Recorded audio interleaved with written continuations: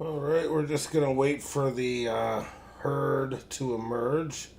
Happy Boxing Day, everyone who celebrates that, which is no one in the country except for fucking government workers and who's the other bitches that celebrate Boxing Day? Oh, the Ontario bitches. Yeah, they're the only province that actually have that as a stat day. So, I'd like to start off the stream by saying fuck Ontario. Fuck Boxing Day. You can shove it straight up your fucking candy ass and go straight to fucking hell.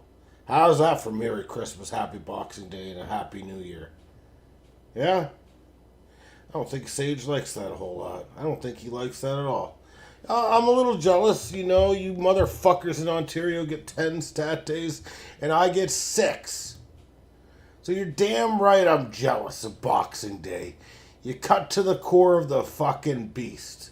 Now shut your fucking mouth, Sage. I've headed up to here with you and your goddamn wrench. Headed up to here, man. Now, before we get started, just kind of a random little tidbit. Whenever I do these streams, I put on a fucking headset. I put it. Oh, I've been interrupted on Discord. A GIF has been sent to me. Just give me a minute. Sage just sent me a gift in the form of a GIF. It is John C. Riley, I believe, picture to the left, and Will Ferrell to the right, holding his head with an ice pack. And he says, I honestly thought I was going to be raped for a second. He had the craziest look in his eyes, and at one point he said, let's get it on. So I appreciate the gift, Sage. I don't necessarily appreciate the timing of it being sent during a goddamn fucking stream, but I do appreciate the gift nonetheless. Okay? So, you know, fuck Ontario, fuck your little Ford, this, that, and the other thing. As I was saying before Sage rudely interrupted me with a funny gif, it's weird. I wear these headsets when I do the stream. Now, why do I wear these headsets when I do the stream? That is the question that I was trying to ask myself prior to the stream. Because nothing is coming from the headsets. So what's the point in putting them on? So I don't know. You guys could probably answer that better than me. Why the fuck am I wearing goddamn headsets when there's nothing? There's no sound. I don't know. Maybe you guys could do better than me. Few things to point out here. Roto World has some hilarious fucking typos. For example, if I was going to read this to you right now, you'd probably be a little bit like, what the hell is this guy talking about? So, this is our only baseball news for today, and it's kind of funny because I do believe last night I said, and I think it is a force of habit for sure, we are creatures of habit. So last night I said there would be no major MLB news. Well, I was wrong. I was a little wrong. So kind of interesting. Now here's what it says on Roto World. On Roto World it says the A's and Tyler Soderstrom have agreed to a 7-year, $86 million extension with a club option for 30-33. Now they're really banking on this guy to have some longevity of life. If there's a goddamn club option in here for fucking 30-33, like that's 108 years from now. So that was posted 8 hours ago, 9 hours ago now. They still have not updated that typo. I'm sorry, but like I just feel like how don't you notice the typo? Like what? I'm sorry. These are articles that are written in like 4 sentences. Like I don't know how. I'm sorry. I don't know. Anyways, let's get to the Soderstrom. So Soderstrom, a lot of people thought he was going to be trade bait after Nick Kurtz came in, played first base. And we all know what Nick Kurtz did. I mean, over 1,000 OPS as a rookie. The guy's an absolute stud. But Soderstrom had a great year himself. So let's kind of go over what he did once I go over one more tidbit here. So even though it's an $86 million extension, the incentives could kick it up to $131 million over 8 years. And I saw a post on Twitter that kind of amused me. They're like, you know, they kind of made a point, and I'm like, this is actually a pretty good point. They were joking around saying, so, you know, there's going to be a salary cap for the floor, basically, meaning there's going to be a salary cap, you know, where there's a minimum salary cap rather than a maximum salary cap. And there might be something to it because I do know that has been proposed and would make sense. It's just kind of, they're kind of poking fun at the Athletics because they never spend money. Good on the Athletics for spending the money, regardless of what the motive is, that sort of thing. Because Tyler Soderstrom was a fucking beast. Like last year, 25 home runs and 820 OPS, 346 on base. I mean, his batting average was pretty damn good too, like a 276 batting average. He's only 23 years old, so he only really had experience, in 2024 where he hit pretty good, the 743 OPS. Showed some pop, 9 home runs and 213 plate appearances. So he's definitely got power. Definitely say 25 to 30 home run power and a really good bat. Now, maybe if I'm Oakland and I want to prove that I'm, for real, maybe I ink that shortstop that just came up. I forget his fucking name, honestly, right now. And also Nick Kurtz. I'd probably looking to re-sign those guys long term. Then you've got a nice little core of at least 3 position players to build around. So that would be kind of cool there. Now, we do have football to go over. Let's go over the games that were meaningless first. So the first game that was meaningless was the Dallas Cowboys against the Washington Commanders. Dallas improves to 7-8-1, so not an embarrassing year by any stretch of the imagination. The Commanders fall to 4-12. Dak Prescott, from what I can see, kind of a mixed bag today up against a defense that's really not that good. 19 for 37, so just over 50% passing. 8.3 yards per attempt, so that's not too bad there. 2 touchdowns, no interceptions. Up against a motherfucker named Josh Johnson. Now, Josh Johnson didn't play that bad. 15 for 23. 8.6 per throw. I mean, that's not too terrible there. And a 92 rating. Now, running the ball, I'm not even too familiar with this guy. Malik Davis, 20 carries for 103 yards, because usually it's Javonte Williams that's doing the damage in the running game, who went for 54 yards and a touchdown. So Malik Davis, definitely the big running attack guy there.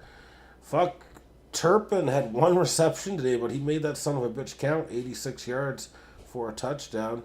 And George Pickens, as usual, pretty damn solid, 4 receptions, 78 yards.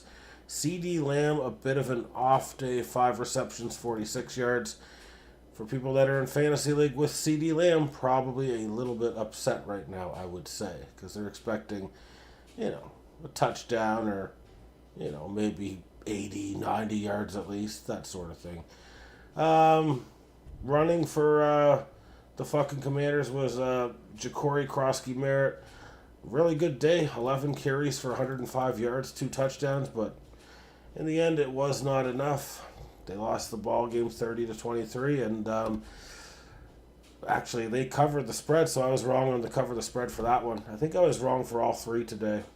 It's like the first time I've been very, very terrible. Now, the next game does have a little bit of meaning to it. Denver, I told you the 13.5 point cover would be hard. I thought they would do it because we didn't know who their quarterback was. They won 20-13. This game had some importance because Denver has to win out in order to maintain possession of the number 1 seed, based on my understanding. So 12-3 now. And by 12-3, it should actually be 13-3. Yeah, 13-3. The Kansas City Chiefs are 6-10 now, so I love seeing that. Bo Nix didn't really play very good tonight at all. 26 for 38. Sure, that's a good completion percentage. Only 4.8 per fucking throw. 1 touchdown, 1 interception. That's just not going to get the job done against good teams. Luckily for him, he was playing a shitty team, and he was playing a quarterback named Chris Aladucon, who averaged 3 yards per fucking attempt. 3 yards per attempt. We're not talking 3 yards per carry. 3 yards per attempt. And somehow they still kept in this game. I have no idea. That is an absolute joke. Running game for either side really couldn't get it going, with the exception of, I guess, backup players like Bo Nix was able to get it going. He is a quarterback, 42 yards. Jaleel McLaughlin, 40 yards on 7 carries, but RJ Harvey wasn't super efficient, 3.1 per carry. Kareem Hunt, pretty good day, 5.4 per carry. He only had 7 carries, though. Pacheco, kind of the same useless Pacheco we're used to, 3.6 per carry. Just, all in all, just a shitty fucking game. Just turned into a shitty fucking game. I get that the score was close, so it was kind of entertaining in that aspect, but who the fuck cares about Kansas City anymore? That's all I'm going to say. Can't wait till all these people that have been fans of Kansas City for a few years now, they kind of, it's Groundhog Day or whatever. They're going to go back in hiding. They'll come out in 30 years when they start playing good football again. That's probably what's going to happen. And a game that had actually a ton, and I do mean a ton of playoff implications, especially if your name is Detroit or your name is Green Bay. Well, the Minnesota Vikings took care of business today, and I don't know how it happened. I've got a bit of an idea. I'll give you the score. So 23-10, both teams are now 8-8. Kind of crazy to think about. These two teams were both 15-2 last year. Now they're both 8-8. Max Brosmer, I'd like to say that he got the job done, but he was worse than Jared Goff, and we'll get to Jared Goff here in a second. But Max Brosmer, at 51 yards passing the ball, a 3.2 yards per fucking attempt. So he didn't light the scorecard up at all. He was pretty damn atrocious, if you ask me. Running the ball, Minnesota, Jordan Addison had the big knockout blow at the end where he ran, on 65 yards. But, Aaron Jones wasn't overly great. 18 carries for 53 yards. Ty Chandler, 7 carries for 24 yards. But the difference of the game was this Brian Flores defense can get after that ass. Is the big deal here. So today, Jared Goff threw 2 interceptions and had 3 fumbles that went the other way. Andrew Van Ginkel, I believe, was in on 2 of those. So Andrew Van Ginkel had a fucking huge-ass fucking game today for them. 1.5 sacks, fucking... How many fumble recoveries did he have? He had 2 recoveries as well. So Andrew Van Ginkel, certainly the big, I would say the big fucking star, honestly. And then, Byron Murphy had a recovery as well.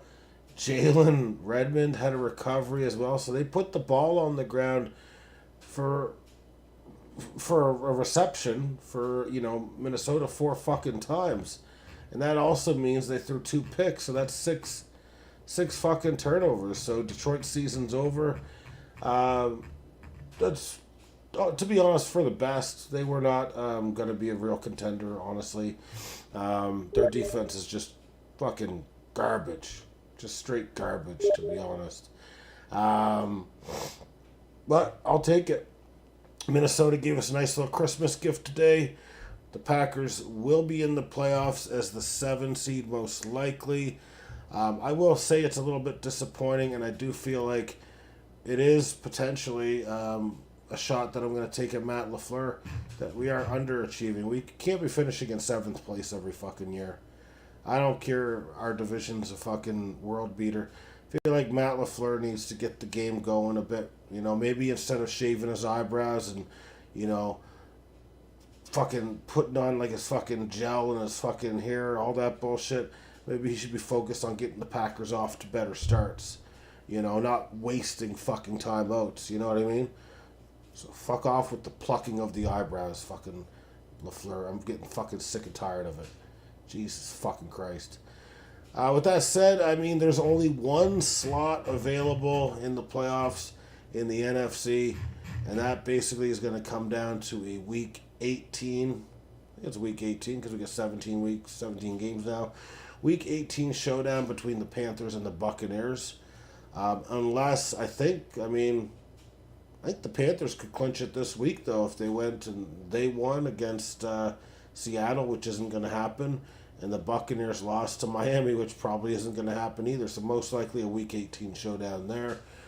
In terms of the goddamn fucking AFC, you got the Steelers in firm position to win their division. They're 9-6 right now. They've got a 92% chance to get in. If they win, it's 99%. So it's like pretty much guaranteed.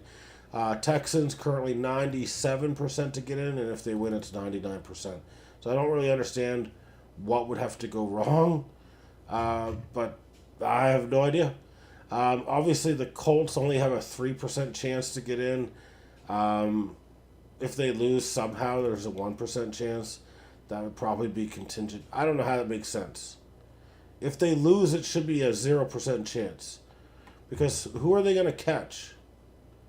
Who would they catch? The Colts are 8-7. So they would then become 8-8. The Texans already have 10 wins. So what is with this math saying there'd be a 1% chance?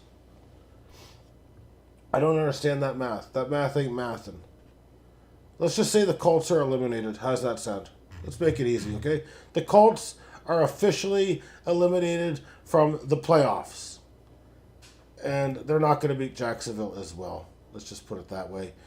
The Ravens have an 8% chance to make it.